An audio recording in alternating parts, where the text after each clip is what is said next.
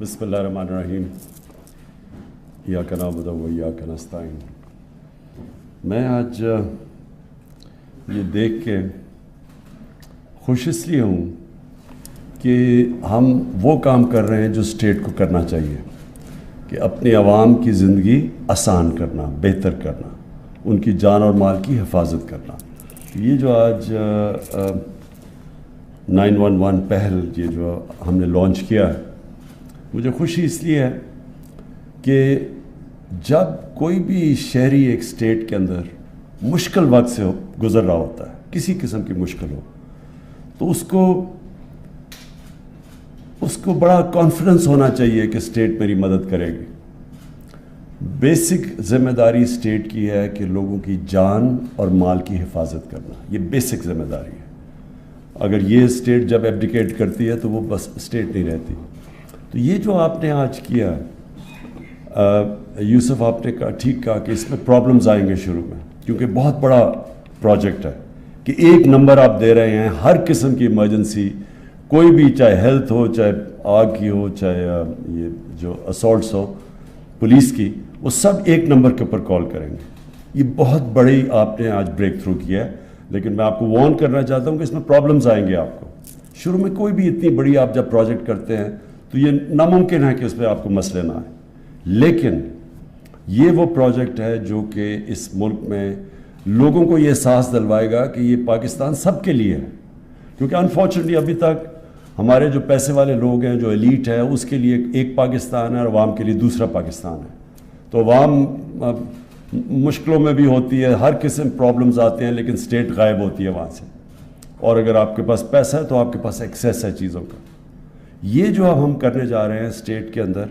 کہ کوئی بھی شہری پاکستان کا کسی بھی علاقے میں، کسی صوبے میں،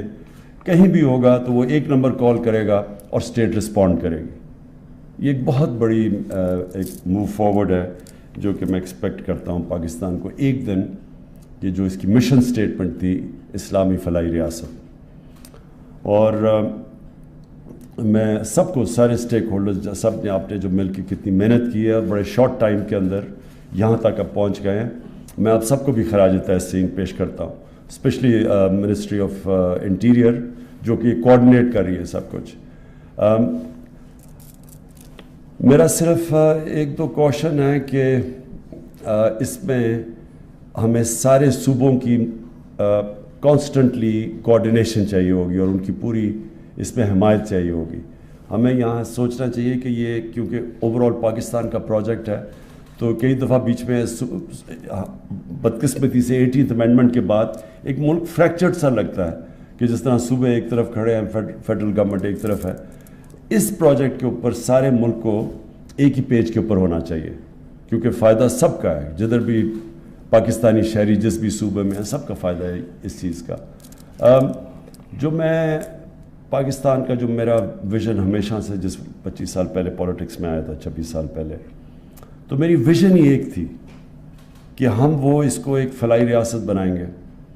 اور فلاحی ریاست کا جو راستہ ہے وہ یہ بھی ہے، جو مجھے سب سے زیادہ خوشی ہے، ہیلتھ کارڈ کی۔ یہ بڑا مشکل پروجیکٹ تھا، یہ شروع میں ہم نے کے پی میں چھوٹا کیا، اور پھر اب سارے سوائے سندھ پروجیکٹ میں پھر سے کہہ رہا ہوں کہ انفارچونیٹلی سندھ ہیلتھ کارڈ نہیں ہے، کیونکہ وہ پروونشل سپورٹ کے بغیر ہیلتھ کارڈ نہیں ایشو ہو سکتا، لیکن سندھ کے علاوہ سارے پاکستان میں اب 10 لاکھ روپے کی ایک غریب خاندان کو ہیلتھ کوریج مل رہی ہے۔ یہ ایک غریب خاندان کے لیے اور جو سفید پوش کے لیے بھی یہ ایک بہت بڑا مسئلہ ہوتا ہے کہ کئی دفعہ ایک گھر میں بیماری ایسی آتی ہے کہ وہ ایک گھر مقروض ہو جاتا ہے اس علاج کرواتے۔ تو یہ اسپیشلی کہ وہ لوگ جو کہ غربت کی لکیر سے تھوڑا سا اوپر یا نیچے ہیں، ان کے لیے بہت بڑی، جو مجھے اس کے علاوہ جو بہت بڑی خوشی ہے کہ ہم نے یہ ہیلتھ کارڈ لے کے آئے ہیں، اور ہیلتھ کارڈ کا جو اثر ہے آہستہ آہستہ پاکستان میں پھیلتا جا رہا ہے، لوگوں کو آہستہ آہستہ پتہ چل جا رہا ہے کہ ان کے پاس یہ بڑی فیسلٹی ہے، ایک خاندان کے پاس، جو کوئی بھی غریب گھر سے کسی بھی ہاسپٹل میں جا کے علاج کروا سکتا ہے، مہنگے سے مہنگے ہاسپٹل میں جا سکتا ہے ہیلتھ کارڈ کی وجہ سے، جو ابھی تک صرف ایک پیسے والے لوگوں کے لیے محدود تھے. پرائیویٹ ہاسپٹل صرف پیسے والے لوگوں کے لیے محدود تھے، بیچارہ غریب آدمی ادھر نہیں جا سکتا تھا. اب ہیلتھ کارڈ کی وجہ سے وہ ساری جگہ جا سکتا ہے. اسی طرح جو ایجوکیشن سسٹم ہے، ہم نے تقریباً 75 سال کے بعد اس کو چینج کرنے کی کوشش کر رہے ہیں، سنگل کریکولم، کیونکہ یہ بھی ایک بہت بڑا ایک ملک میں عذاب کہ ایک صرف چھوٹی سی کلاس کے لیے اچھی کوالٹی انگلش میڈیم ایجوکیشن، اور باقی جو لوگ ہیں وہ انگلش میڈیم ایجوکیشن نہ ہونے کی وجہ سے وہ پیچھے رہ جاتے ہیں، وہ اوپر آ ہی نہیں سکتے، یعنی ایک لیول سے اوپر آ ہی نہیں سکتے. ان کے لیے بڑی ہینڈی کیپس ہیں اوپر آنے کے لیے. تو سنگل کریکولم جو ہم نے شروع کیا، ایک ہی نصاب کلاس 5 تک، اور آہستہ آہستہ اس کو اوپر لے کے جائیں گے. یہ 70 سال پہلے ہونا چاہیے تھا پاکستان میں، کیونکہ یہ سسٹم بالکل ایک انجسٹ ہے، یہ بہت بڑی ناانصافی اپنی میجورٹی پاپولیشن کے ساتھ ہے. اور جو ہمارے احساس کے پروگرامز ہیں جس میں ہم لوگوں کے لیے نچلے طبقے کے لیے، جو کمزور طبقہ ہے اس کو اٹھانے کے لیے ٹیکنیکل ایجوکیشن، پھر ہم سٹائپنڈز دیتے ہیں جو سب سے غریب طبقہ ہے تاکہ وہ اپنے آپ کو سسٹین کر سکیں. اور پھر کامیاب پاکستان، وہ بھی بڑا زبردست پروگرام ہے جس کے اندر ہم نے 25 لاکھ جو سب سے غریب خاندان ہیں ان کے ہر خاندان میں ایک 20 لاکھ روپے انٹرسٹ فری گھر کے لیے لون، دوسرا ایک ٹیکنیکل ایجوکیشن ایک اس فرد کو اسی گھر میں، غریب گھر میں، اور پھر تیسرا 5 لاکھ روپے انٹرسٹ فری کہ وہ کوئی اپنی بزنس کاروبار کچھ بھی شروع کر سکے، اور یا کسان اپنے زمین پہ استعمال کر سکے. یہ بھی ایک بہت بڑا پروگرام ہمارا، بڑا ایمبیشس ہے. وہ اس کی بھی کوشش ہے کہ نیچے سے طبقے کو اوپر لانے کے لیے. اور پھر ہماری جو جسٹس سسٹم ہے، اس پہ ابھی ہم کوشش کر رہے ہیں کہ لیگل ایڈ کا، کہ ہم اگر ایک عام آدمی اس کے پاس پیسے نہیں ہیں اپنے آپ کو اپنا وکیل کرنے کے لیے، تو یہ جس طرح کے مغربی ممالک میں ہوتا ہے لیگل ایڈ دی جاتی ہے، وہ ہم کوشش کر رہے ہیں کہ ہم ان کو وکیل کر کے دیں، گورنمنٹ وکیل کر کے دیں. اور میں یہ جو ماڈل فالو کرتا ہوں یہ مدینہ کی ریاست کا، کہ جدھر سب سے پہلے ابھی پیسے بھی نہیں تھے لیکن انہوں نے فلاحی ریاست پہلے بنا دی تھی، پیسے بعد میں آئے تھے. تو میری یہ بلیف یہ ہے کہ ایک پہلے پیسے آتے ہیں اور پھر فلاحی ریاست نہیں بنتی، پہلے آپ فلاحی ریاست بناتے ہیں اور پھر اللہ کی برکت آتی ہے اور وہ ملک اوپر جاتا ہے. اور جو پرائمری دنیا میں جو ماڈرن اگزامپل وہ چائنا کا ہے، کہ چائنا نے 30-35 سال پہلے